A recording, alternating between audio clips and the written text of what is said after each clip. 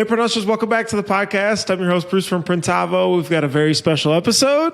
Why? Because it's us two hanging out. We've got a lot to catch up on, actually.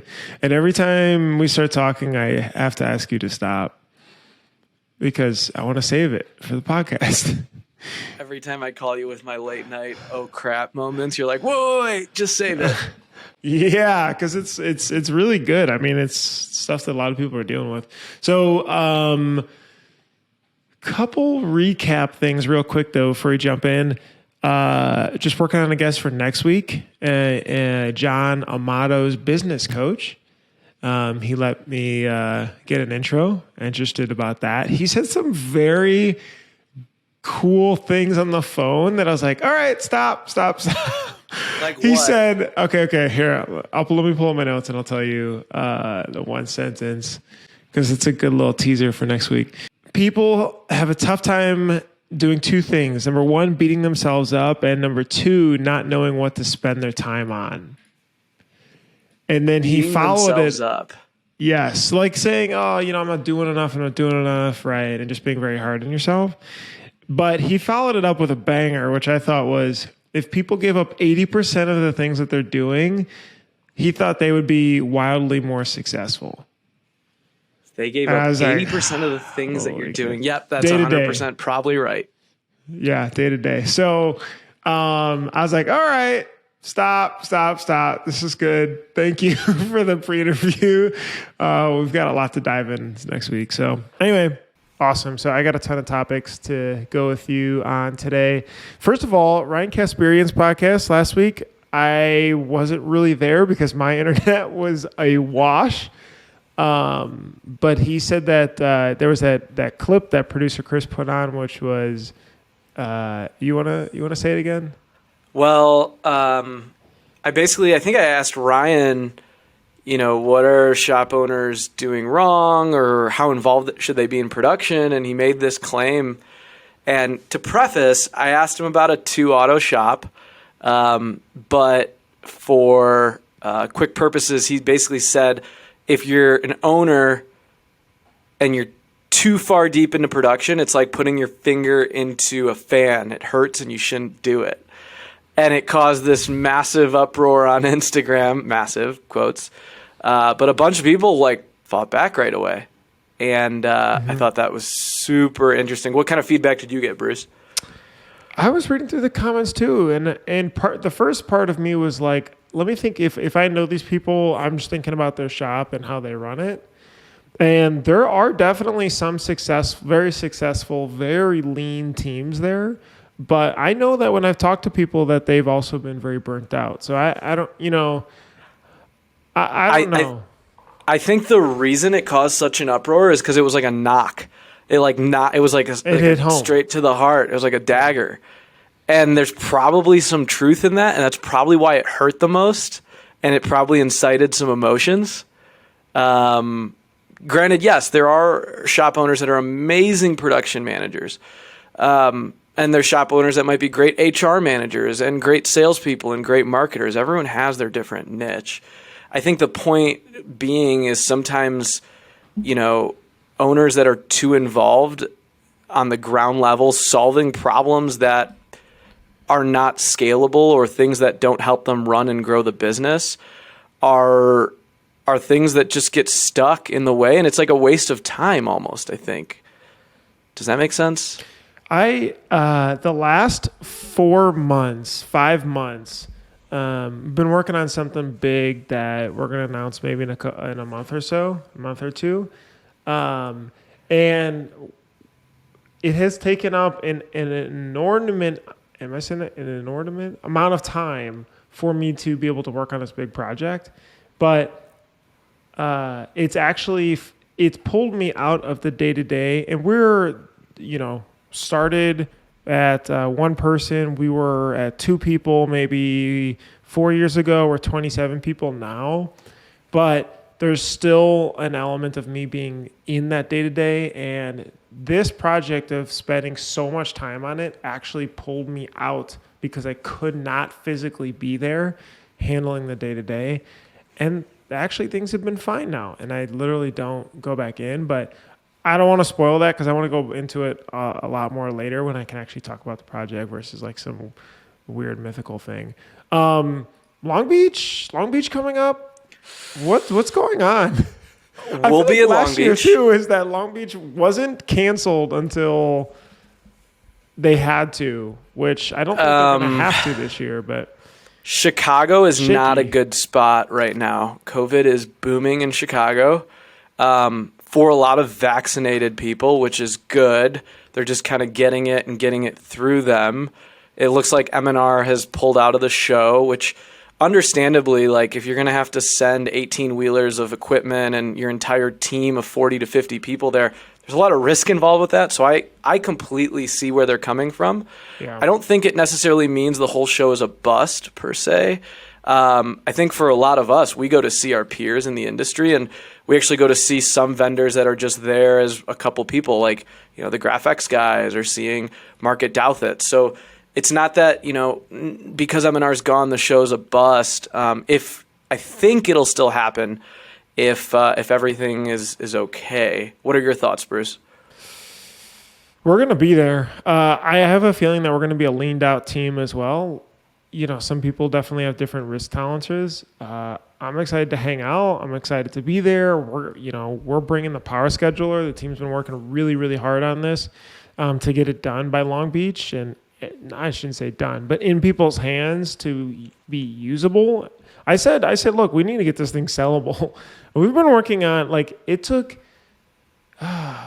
maybe 2 years of engineering time to revamp the system, to redo the line item groups, to do the invoicing, to redo all this cruft, to then build the power scheduler on top of. So this is the cutoff period. It's like if it doesn't make the cut, like we can add it later. It's fine. It's not like this is forever. But I do know M&R's pulled out. I think Anatol's TBD. Workhorse said they're still in. Rock said they're just looking at downsizing. And am I missing somebody? I'm sorry if I am. MHM, I'm not super familiar with the team there, so someone will have to comment. Bruce, what about like SNS, Sanmar? Have you talked to anyone over there?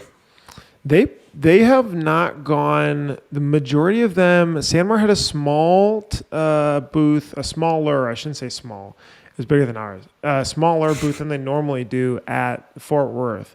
So I gotta imagine they're gonna do something at Long Beach if they were there, and that was a shaky time too.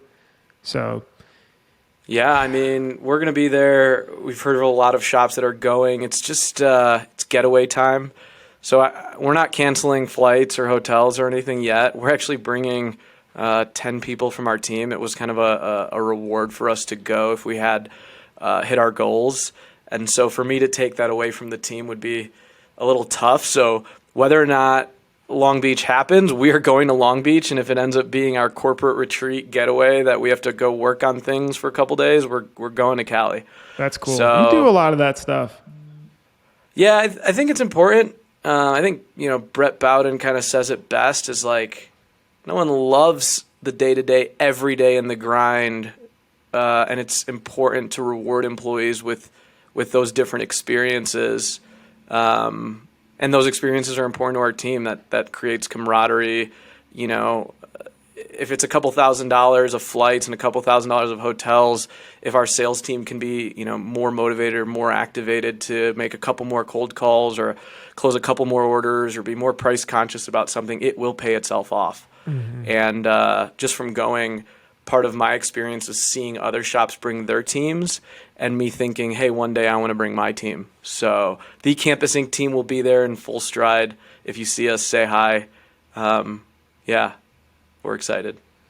Yeah, that's something I think you do very well. That is, I guess we talked about that rehiring aspect, right? Of keeping people enticed and motivated, and especially when more people are in the office or at home or back and forth, it's not as much of a vibe. Yeah, I mean, we do random acts of kindness for our customers. Do we do it for our employees? I think if you take a portion of your payroll and take 1 or 2% of that and say, I'm going to just spend it on my staff for their own well-being and happiness. I think that goes such a long way. And you see it in bigger companies and perks and stuff. But it is true that, if someone's in a tough role and you can do something that is just an experience or notable for them, they'll work so much harder for you because of it. And it doesn't take much to do it. I mean, this is a big trip for us. But I was listening to Vlad's podcast that you did with him, Printing on Main Street, and he's like, I just bring lunch in a lot, and they appreciate it. It's one less thing they have to worry about. So yeah, I think that's big. Bruce, you guys did a bunch of swag boxes for your employees. Mm-hmm. Super cool. That like Sanmar, what the heck is it called? It's that Sanmar jacket that it's like really fluffy. It looks like a dog. Yes, it's like a Sherpa fleece. Anyway, yeah, there we go. Sherpa fleece. We got a bunch of stuff just for the holiday sense because we didn't have a holiday party this year. We're going to do something a little bit later to kick off next year. So, yeah, we'll figure that out. I wanted to do a sort of 2-day retreat thing. Last time we did 2 days, but it was 2 days of activities. It was too much. So this one was, it was like a marathon of activities. But this one was, I'm thinking the first day we all worked together, but in a different location. So, it just keeps people stimulated. It'll bring in lunch. And obviously it's not going to be 100% work, but, the morning, a couple hours of work, and afternoon, same thing. And then maybe a dinner, and then maybe one activity or a sports game or something. It's almost like you're doing your own little print hustlers for your team. Actually, that's a really good idea. And then bring in some sort of speaker, like just one, and then you do 2 days and, 5 each day. But yeah, that's not a bad idea. Maybe somebody that's running a cool, but it's just somebody doing something really interesting. Yeah. I mean, I don't know, a motivational speaker, someone outside the industry to come talk to them. We rely on Kevin Baumgart a lot to do like, hey, can you do a working hour with us? Or we've done it with Aaron Draplin before. That's a really easy way to engage employees outside of work is to do those kind of things.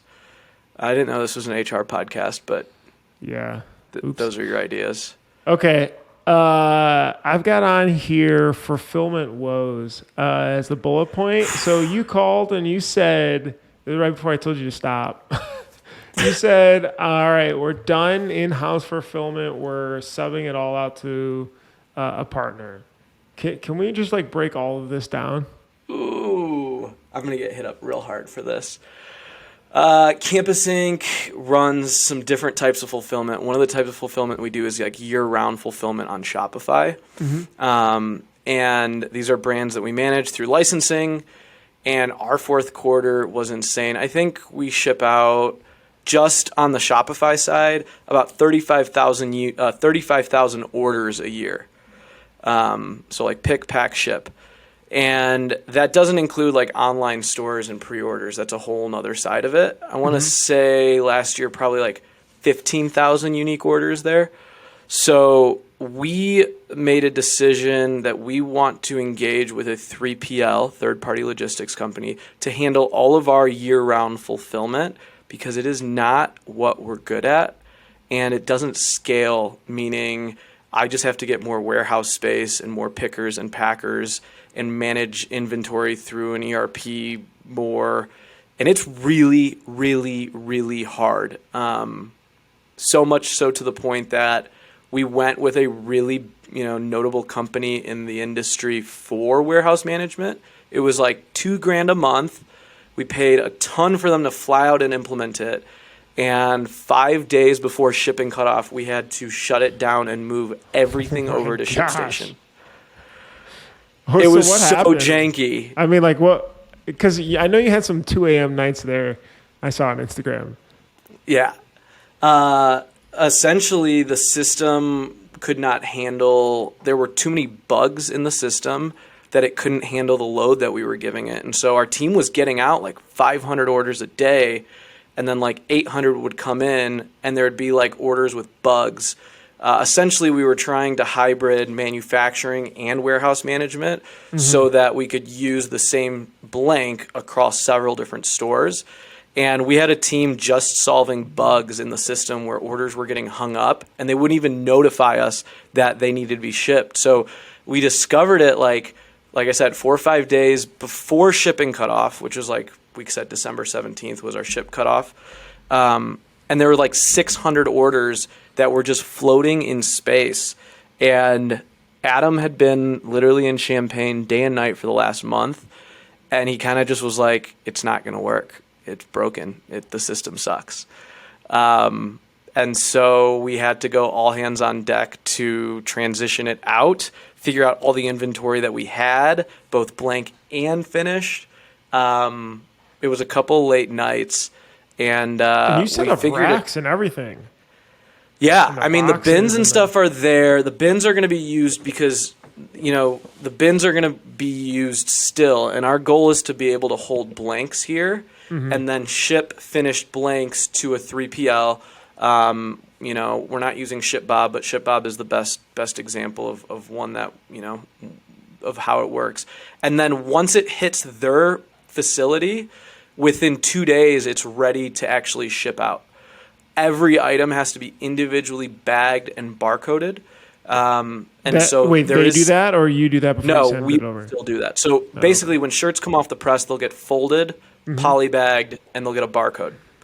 And that SKU will then get sent over to the 3PL that will then be on their shelves. But I was thinking about it, and I'm like, who am I to try and be better than these robotic warehouses that literally like have millions and billions of dollars invested in 3PL fulfillment? Sure. I think if we tried to say we're going to do it ourselves to save money, I quickly realized that we would lose a ton of money, we would not be as accurate, and I would want to pull my hair out. Yeah. What is do you have like a rough pricing structure of working with the 3PLs? Like, is it just pick and ship model X dollars, or you pay for a square feet of theirs? Or so there's different models and different pricing. A lot of it is based on volume. So we know that our stores will do X amount this year, so we can forecast so they know that we're a qualified customer. It's not just like, you can send them 10 orders to ship out. So you pay for what's called like storage space. So every item on their shelf is going to be charged basically rent to stay there. Some 3PLs do it by like bins. Some do it by cubic foot. So for instance, a t-shirt will cost, or like a cube of storage, it's 9 cents per square foot per month of storage. So we'll probably end up paying $2,000 to $3,000 a month in storage fees. That's like. But you were paying that for the software, so we were paying rent for the software. So I was like, I don't really care. And then they charge per order. They charge a picking fee, and so they'll say it's going to be a couple bucks per pick, and then for every additional item, it's going to be a certain amount, right? And then the shipping is just calculated through Shopify. So believe it or not, you're actually able to charge a handling fee on Shopify, add basically the picks so that you're basically breaking even to use a 3PL at the scale that we're doing it with, right? And then they handle returns. They charge a fee for returns. But they want to see a minimum of 3,000 orders out a month. So what do you mean by breaking even? So what I mean by that is, they're going to charge per order like $2 just off the top for a picking price, and they're going to charge you for shipping. So that's your handling fee and your shipping. That's your handling fee. So on Shopify, you can add a handling fee, and then you can build in shipping. So you basically can set it all up so that you sweat off that dollar amount. You don't really incur that fee. So the money then is made off of you printing all the goods for them and charging them a premium to do this. Correct. With the brands that we're running, we're retailing, right? And so we're able to sell a t-shirt for $25 a piece, and we'll be able to stock the inventory in the 3PLs for them to fulfill. It's no different than fulfilled by Amazon. Very similar, very, very similar world. and pretty unfamiliar to our industry because we usually try to do it all on our own. Yeah. I do know that there are some 3PLs that you could send a CSV of an online store. So say you ran a Printavo merch store, you could export it, ship all the products to them, and they would do all the bagging and tagging. And that there are services out there that do that if you look hard enough. So for me, it was just this light bulb that says fulfillment does not scale. I have to make sure I have another source for it. Like, it is a limiting factor. I can't get an infinite amount of warehouse space, and it takes our employees away from marketing and sales, which is what we're good at. Well, and if you're paying per square foot $2,000 to $3,000, I gotta imagine the square foot at your place plus the cost of the employees plus your time plus the software was what, 2x more? I don't want to know what it was. A lot more, and the error rate too, right? With them, with a 3PL, they're using robots and proper warehousing. Like, we are still jimmy rigging it together. It's not perfect. So we still are going to have our fulfillment area for storing blanks, and we still are going to have to individually bag and put a label on everything, but we will not have to do the actual picking of the orders. So you're forecasting the usage of blanks to stock that for a specific store, and you're forecasting really how much to ship to the 3PL for them to be able to ship out, and then you're kind of watching it, and maybe after a month you tell them to ship it back or whatever.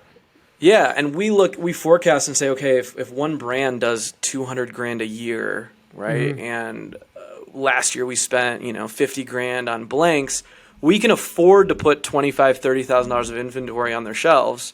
And know that as long as the store performs at least what it did last year, we should be fine. And I think it's scary in our industry because we're not an inventory-based industry. We take pre-orders. We buy from Sanmar S&S Alpha. The shirts come exactly with that amount, and we ship that out. There's not much left over. But if you look at almost every other retail business, there's always inventory risks and forecasting. And I look at it like a gas station always has to have M&Ms on their shelf.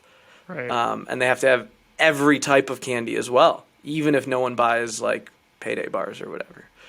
Right. So it's kind of the same equation, but we're trying to bring in staff that really understands warehousing, inventory, like specialists in that, because it's something that I'm not even qualified to do. So, yeah.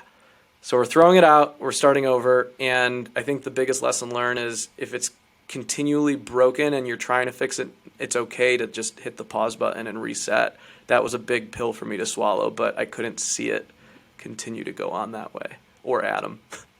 Yeah. Adam was burning the oil. Yeah, you guys were there very late nights. Yeah, I think like your employees lose trust when the system is constantly breaking too, right? And their team was even like making and they're excuses stressed about out it. and sure. Yeah, so we're just like, okay, we have to do this for them. And I'm pleased to say, like, we're down to like our last 50 orders of just issues now, of mostly items we can't get, but we made it through. Yeah, that's fulfillment. But it's not cool. to say, here's the thing, like, I was listening to this talk by someone that says when you're trying to grow your business, sometimes you have to do things that don't scale or don't make sense or might be a little crazy, and they might feel manual and they might feel like, no way can we continue to do this. But had I not gone into a warehouse management system, invested that money, failed miserably, I would have never thought, okay, now I'm ready for the next the next thing that we're going to do. So it's not to say shops should shy from it. You just know that you're going to unpack an onion that might fail miserably, but that's okay. You know what's super interesting too is, because it could be easy to say, oh, I should have just jumped in and worked with a partner right away. Like, what are we doing being this? But you could have easily have used that partner and then 2 years down the road said, oh my gosh, we're paying this for all this stuff. Like, we could easily bring this in-house. Let's start bringing it in-house. And then, you just do the reverse. Right. But I think it goes back to, and this is still in the DTF world, do things, you try some things out. Some things are going to work. Some things aren't going to work. You'll pivot, try it again, break it, and then grow from there. And so speaking of which, can you give the Print Fam a DTF update? DTF experiment is in progress. We have decided to part ways with DTF 1, and we are working now on DTF 2 with a different organization. I will just leave it at that. We were really fortunate that we were given the opportunity to beta and test one of the DTFs. It was not a right fit for us, and the technology was not where it should be. And so, full disclosure, I decided to part ways with that and say we're going to try a different route. I still firmly believe DTF is the future, so much so that I did sell my DTG. But the piece of equipment that we got was just not ready for industry, and there were a couple things on it that I didn't like or were non-negotiables. One of which was I really needed a warm peel, not a cold peel. And 2, clear adhesive was just not where it needs to be. So we actually switched to a powdered unit, and we're currently calibrating it right now, and we'll see how it goes. That whole thing was happening while we were trying to figure out fulfillment. So my mornings started with battling a DTF, my afternoons trying to get my work done, and then in the evenings it was like try to figure out fulfillment. So that was my December. Yeah, that was my December. How was yours, Bruce? December. That's a good question. Man, honestly, the team has just been trying to crank to get this power scheduler out. Like, it's just like, to be honest, it's such a holdup for new shops getting started because they're like, oof, I can't use the calendar. Like, how is this going to work? And then, I mean, it's no secret for current customers, they need it too. Like, the calendar also doesn't scale. Like once you just start getting really busy and start cranking. So just having the team focus as much as possible, but then it's like merch has kind of fallen to the side a bit, right? Where it's like we have a limited team of, call it 8 engineers, and obviously we're trying to hire for more, but they, it's tricky because it's like, okay, everything core, work on, like, improve shop management. We got to get there. We got to improve it. Oh, there goes merch falling over. And I think it's just like, it's literally like doing too much. It's like what you said, right? It's like, okay, we've got this, and we got warehousing. Like, we're not this. So I don't know if it's bringing in a consulting company. I think it's honestly just a question of scale. Like, we are behind 5 people probably, and I'm hoping the new year will. If shops think hiring is hard right now, hiring engineers and hiring, because an engineer, sucks. Once you hire it's so them, tough. It takes 6 months to a year to get them ready to code. And that's the other thing, right? Like, our team is really, really good, and they can run laps around a lot of people because they're so, like, high end. It's just like, think of your A player at your shop, right? Like, who's your A player? That person is probably 3 times an okay person as far as just being reliable, being there, gets the job done. You don't have to worry about it. You don't have to follow up on a task. And that's the same thing for engineers. It's just, we're competing with the Facebooks and Stripes and all that good stuff. But anyway, the usual woes. It's like you're hiring brain surgeons. I mean, but like companies like Shopify's, like, their goal was we're hiring 2,000 engineers in 2021. They said we're hiring 2,021 engineers in 2021. That was their theme, and it's clear this problem never stops. It's just a larger problem. Yeah. Speaking of which, Bruce, there are some third parties out there. I don't know any who might be doing this, building apps for Printavo. Oh, and there was some discussion about whether or not like Printavo liked that, didn't like that. Or is this on Facebook groups? Yeah. Like, does that take you guys away from your roadmap? I might know a few people who are working on a couple. Shameless plug. But tell me about that, because Shopify is an ecosystem, right?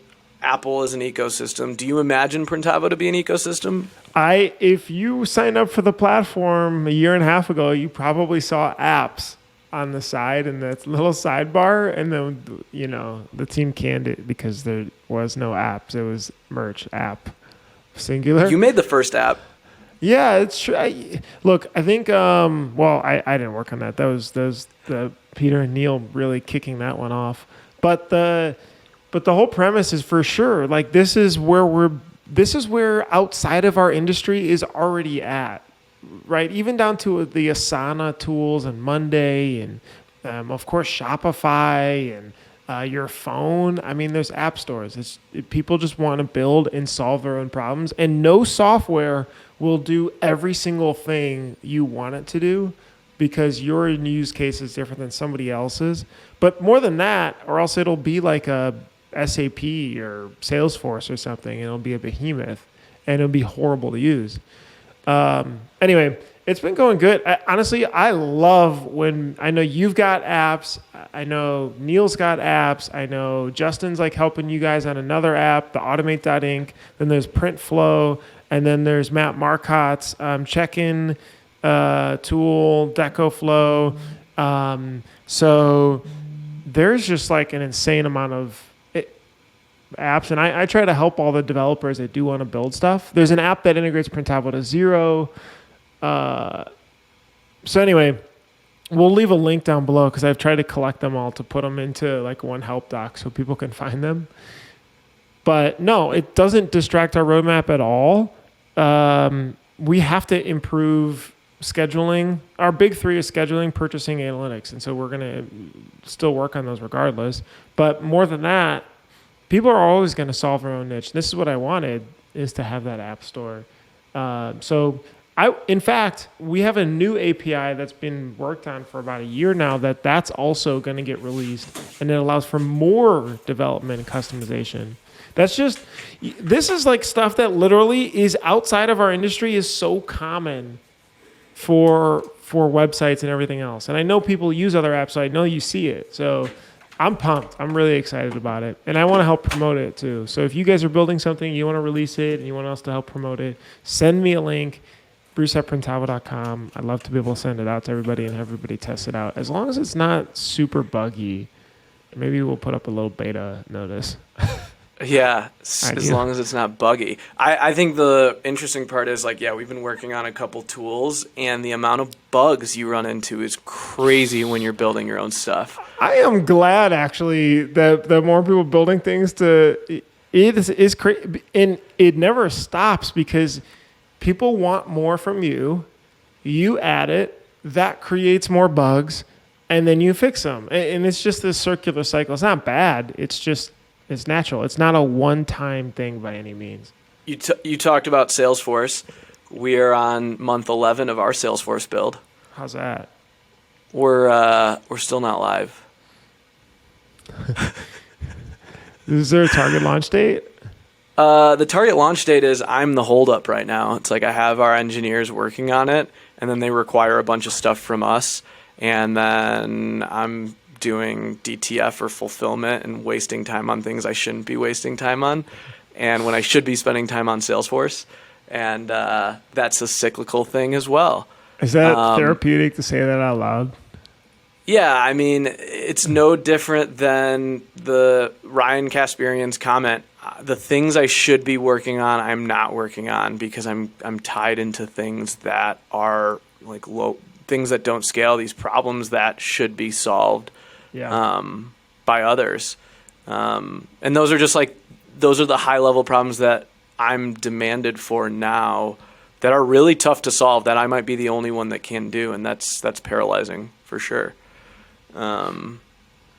So, it's interesting. I wanted to take a detour in here, and I know I didn't give you time to think about this. So if it's choppy, then Chris can help us out. But this is literally the last episode of 2021. So we're recording this December 27th. We're a little behind. Whoa. That's okay. We're catching back up. And so I was starting to think about this last year and stuff that did well or didn't do well. just to like a quick highlight things. And it could be a riff back and forth or just as many as you could think of. But things that went well where? Business, life, anything that relates to the shop. Things that went well. I hired admins, a lot of them, professional admins with Chelsea Brinkley's VA firm. And that went really well and gave me some of my life back. Who would you hire them for? For Campus Inc. For like basically building online stores, basic bookkeeping, accounts receivable, payroll, just general admin things that are repetitive that need done. We hired full-time VAs in the States, and they have been a godsend. A couple of them are full-time now, but a lot of them started at 20 hours a week and have just scaled up. And that has worked really well for us because you actually have professionals that know what they're doing, that have experience. They're not under your roof, which means they don't have to talk to you all day, every day, so they can focus on their work and you can focus on theirs. And it's okay that they're slightly disconnected from the business. You know, they don't have to deal with the everyday like distractions. That worked for us at Campus Inc. this year, and I will continue to do that 100%. I actually have my first item when I was thinking about it, I was just like jotting down notes, was assistant hire. We use a service, we did a different one. We use a service called Belay, Belay. I think it's belay.com. Belaysolutions.com. That's what it is. And basically you pay for 45 hours a week, I think is the minimum. It's 45 hours a month. A month. It's $1,800. And so it's kind of expensive on the hourly side. It comes out to 40-ish an hour or so. But they're sort of trained as they come to you, so that helps. They're vetted, they're already interviewed, and they're ready to go. We had a lady who was with us for about a year and a half, and she just left she's doing a little career shift. She was great. But what I think now not having her while she's being replaced for the last couple weeks made me 7 days, because it was the 20th was her last day. It made me realize how awesome having her was. So before having her as an assistant, I would do everything. And not only that, but I felt that having an assistant was silly. It's like, what do you mean? I should be doing this. Why would I spend money on that? And I listened to a podcast by their founder that I'll drop a link down below so that you guys can listen to, on what an assistant can do to help and just different ideas. And the main premise was they can help you with your personal and professional life. And because you are a business owner and you may have a team, maybe not, and it's just you're really, really busy and always thinking about the business. And so give yourself more free time to either relax and take time off, or to give yourself more time to work, right? So when something happens and I need to do something, or I needed something, here's some goofy examples I'll give you that are more personal that was really helpful. Flights, anything flights wise, it doesn't have to be work related, it could be personal related. So my wife wants to go on a vacation and she wants to get out and book, and go to a place. Okay, cool. Hey, can you help just research, pick a couple different hotels, send them to me, pick the flights, book them. You give them all your personal credit card info and they'll book it all. Let them know what kind of seat preference you like, okay? And then find some activities. Here's the stuff that we like. And they just set things up for you. And I would even use that, though, at nighttime. So it's like, sure, we're hanging out. It's after dinner. I could book this stuff. I could spend 30, 45 minutes doing it. But no, I'll still send it, and she'll get it done in the morning. And then it'll be great, and I don't have to worry about it, and we can just focus on ourselves and not having to do that kind of stuff. And it really, I think, just lifted a weight off my shoulders. I'm trying to think of other, like, good, there's random crap you're always ordering on Amazon for the team. It's just like, I remember one time I was sitting in the car. We were driving to a shop after a trade show, and I was trying to order a mouse, right? We had a new hire start. And I'm sitting on Amazon for 10 minutes trying to order this mouse because I'm like, okay, he wants a good mouse, but like some of these mice are $100. Like, do you spend $100 on a mouse? Like, that seems ridiculous. Should it be USB or should it be like Bluetooth Wi-Fi, right? And then Jason, our VP of sales, was like, dude, what are you doing? Like, just send this to Bell. Why are you spending time ordering a mouse? Are you kidding me? You know, it's things like that where you're so trained to just do it and having them to really funnel things off, and then the team using them like, hey, my thing broke or this happened. I don't want to think about that. So that was a rant, but I feel like that was probably the number one for 2021. So Bruce, we both hired personal assistants this year, but they both no longer work here for you or me. We succeeded in some, and in some I think it's because it's really hard to figure out the personality of a CEO or an owner of a company and to put up with them. I think I'm the problem, right? Like, I'm difficult to deal with. It's hard to know how I'm going to respond. My hours are wonky. So that's, I think to one part, we understand the value of it this year. We saw instances and glimpses of it working really well. But I think on the other side, like retention, that was an issue for me. Definitely. And how do you make them? I think those things that I didn't help make her most effective as well. So I think one thing was I should give more direct feedback. So for example, when I ask for something, you know, just sort of acknowledging that it's being worked on. And she would get it, and she's already working on it. But because I didn't see anything that was like, got it, or like a check mark or anything, I'm like, in my head, I'm thinking, okay, they didn't get it. I gotta send it again, and I gotta think about it. So now I'm thinking about their stuff, thinking about my stuff. All for a computer mouse. Yeah, it's just, dude, I have so many. And I think that paranoia, that trust factor, like you're trusting someone with something so close as your inbox or your schedule or your travel, and you know, I give J-Lo, Justin Lawrence, a lot of credit because him and Tess have an amazing thing going as far as like her understanding him and how they've worked together and all that. And he'll say like, yeah, she's our rock, you know. So Tess, Justin, if you're listening to it, it is Justin Lawrence's birthday today. Oh, snap. Happy birthday. I'll shoot him a text. You can text him.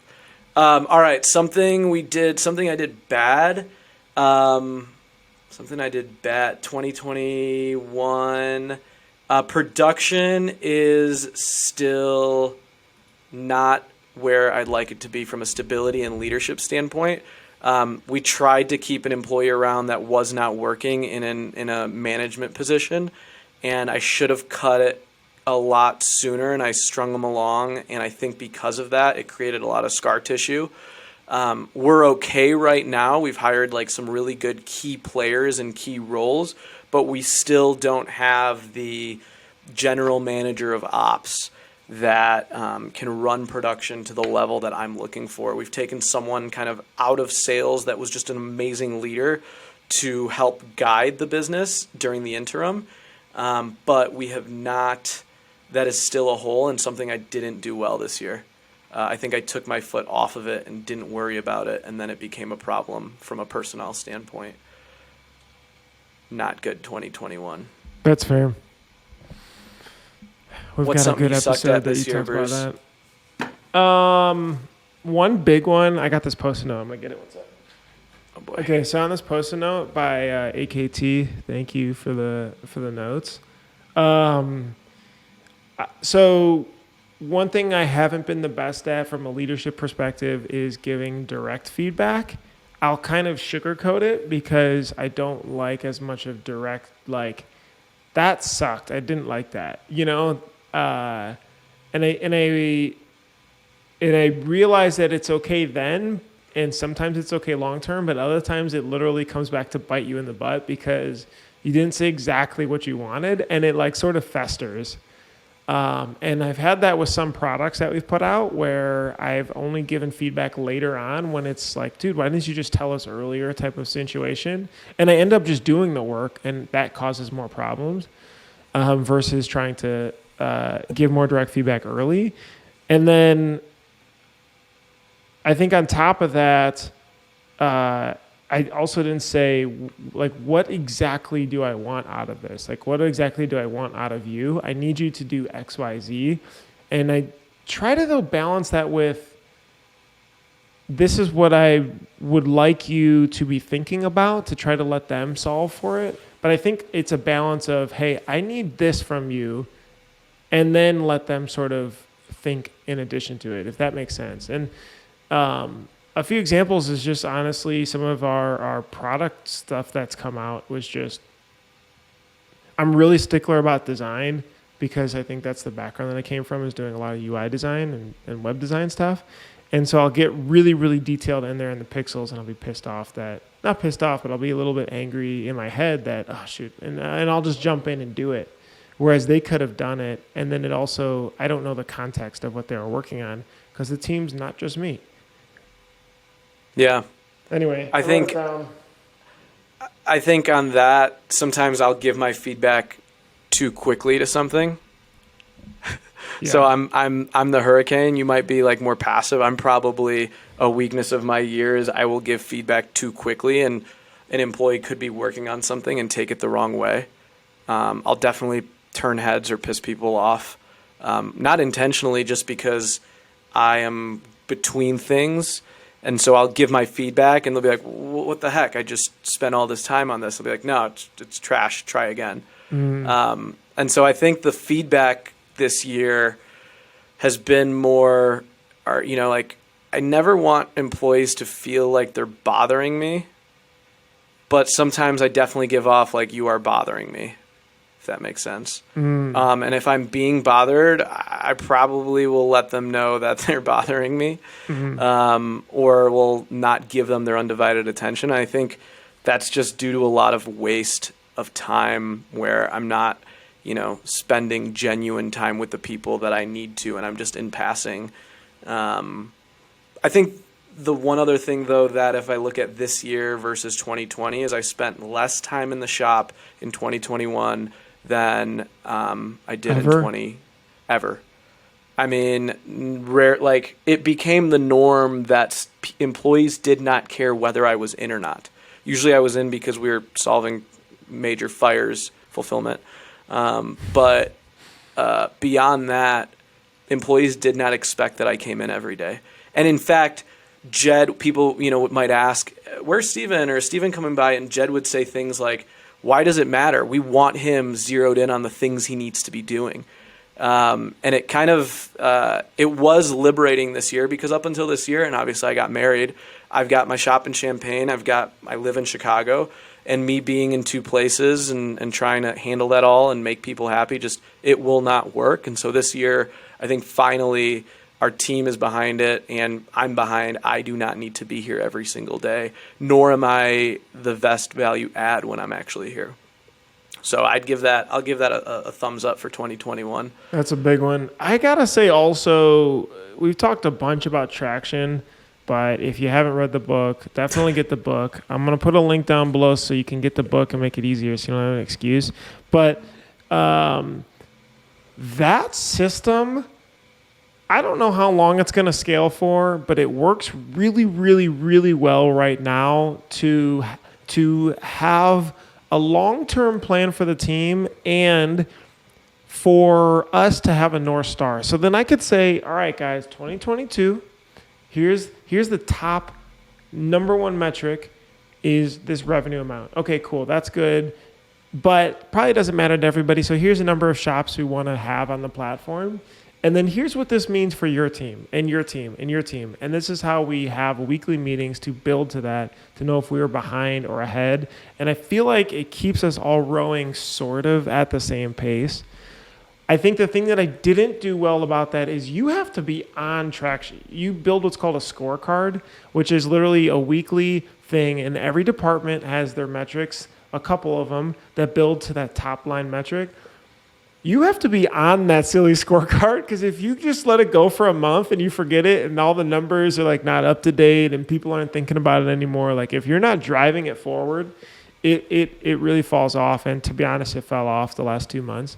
So I'll say on the flip side, in 2021, I built my scorecard successfly, and it ran almost perfectly through December. I mean, Bruce, you sat on a couple meetings. From your projections? It's called, the trackable sheet, where I do my every other week meeting, and every lead has to input their revenue numbers and expenses. But people kept and stuff using it though when, if you get busy or you can't make the call. Whether or not we had a meeting, Trackables was filled out every single week. Wow. And that was big for us, because I can quickly figure out, I can look at it and have a good idea and say, hey, I know we did this here this year.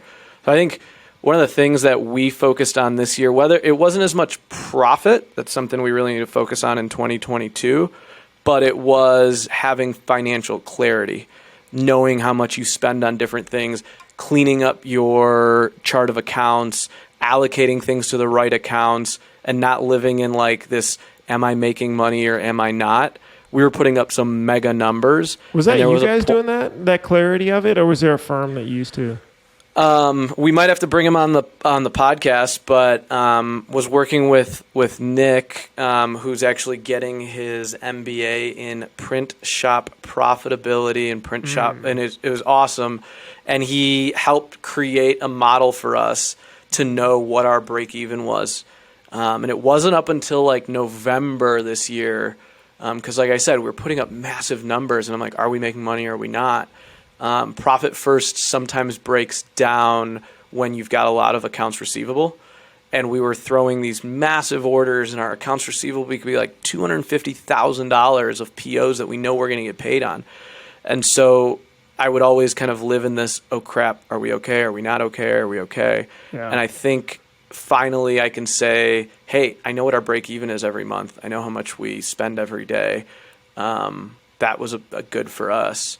We'll have to get him on. I know he's building out his like thesis, and it's insane. It's really, really cool. I think one thing we probably didn't do well this year is like waste supplies. I feel like chemistry, chemicals, ink, we bought way too much stuff and the wrong stuff. And I feel like we played the toilet paper game sometimes that I give you a lot of shit for, but we probably were. I mean, our spend. I did not stock up on toilet paper. We were definitely wasteful this year. I think as you start to scale up, you see just money bleeding out of cracks, and you're like, whoa, why did we get that? Or why did we get that? And so one of the things we did recently is we hired a full-time purchaser, and they're the only ones that can purchase for the company. But that way, even if it's like we need Scotch tape, Jason's the one that buys Scotch tape. No one else goes to Menards or Home Depot or Lowe's to buy, $7 blue tape or something like that. So yeah, that was like a big eye opener for us. What about you, Bruce? Out of this list, 2 people left who I think it was best for because they weren't ready for the next journey that we're on, and just like how much more aggressive we want to get. One specifically was just not a good fit. It was a designer that we hired. He was very talented. It was just we needed somebody who had a lot more breadth, and he wanted to be very specific in what he was doing. So like just, pixel design, we need somebody who's like in with the shops, working with shop owners, like doing research and putting all this wireframes together and all that stuff. And so that was good. And there was definitely a sense of that coming. And I think it ended maybe 3 or 4 months in, which actually turned out better. Although I feel like we should have seen that a little bit better too, and like, pulled that out. But the interview process is a lot better now to sift through that. And then we had 2 underperformers. One that was around for about a year or so, and the other one was around for 3-4 months. The 3-4 months, she unfortunately just was not the right fit for what we were looking for. And to be honest with you, I rushed that interview. So, we were desperate. We were really, really desperate for that role, and just was not the best fit. And, of course, wished her best of luck. She kind of knew it wasn't. We had some very, open conversations, but that was unfortunate. The other one was non-performance, and we had let them go after a year and a half or something. Probably should have done it earlier, but it was an engineer, if I'm honest. So it's like, come on. We need stuff. So I think that's a good one. I was definitely quicker to fire this year if it wasn't working, and I didn't think there was a success path. Mm-hmm. I think Brett says it, like sometimes when you let someone go, you're doing it for them, for their well-being too. Did you work with them directly or no? Some I worked with directly, some I didn't, and it was harder to cut the ones. I hung on to the ones that I worked with directly longer. Same. That's okay. Because I was about to say, this is the exact same thing where I was so much better seeing it when I heard from their manager what was happening. And I said, I've seen this pattern before, and I know it's not going to work out. So you can give it a go. You could spend some time. And they wanted to, and then eventually it didn't. Yeah, I think when you have some sort of like distance between that employee, letting them go is a lot easier, just generally speaking. And so I let some key people go this year that were like, there was some shock value there too, and like people were like, oh, holy cow. I think the one part I didn't like about it is it created a little sense of fear, and I don't want anyone to be working here out of fear. That's not cool.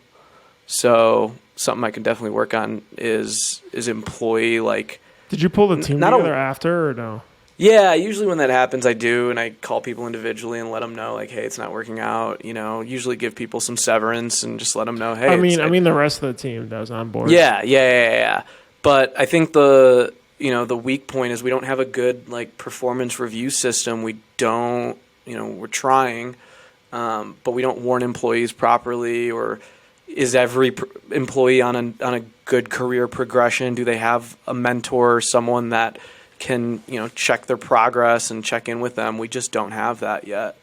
And as we scale and grow, that's definitely something that will become more and more important, and be more of a thorn if I don't solve it, for sure.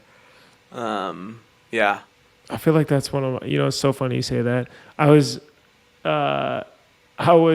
maybe 2 nights ago, I was thinking just about random software tools to build and work on. And one of them, I was like, man, it is hard to just like, could I add a full year? Because I wanted to set up a bonus program, but I wanted to do like X% of your salary is if you are a 5 out of 5 team member, and then be able to measure that throughout the year and give the feedback and everything.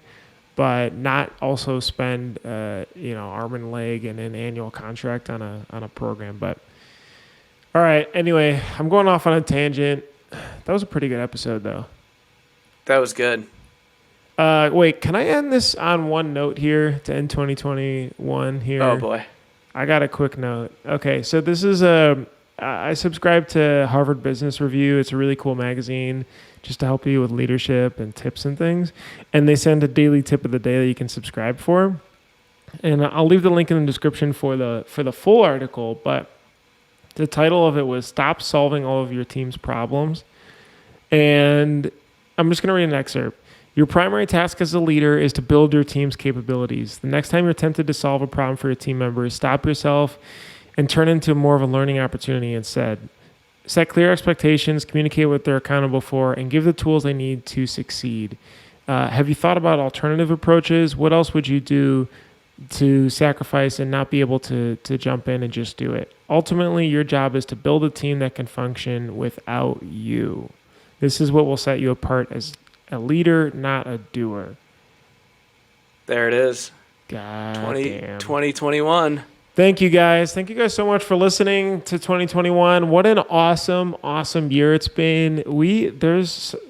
last time I looked at the analytics, there's anywhere between 30 to 35,000 listens to all of these videos combined now a month. And it's been really, really great to hear your feedback. If you guys want to learn anything at all, please drop them in the comments below. I will haggle that person to come onto the show so you guys can be able to learn. And I will not stop until this is getting creepy. We'll get them on the show. Thank you guys. Appreciate you for listening to Print Hustlers Podcast. We'll see you in 2022. See ya.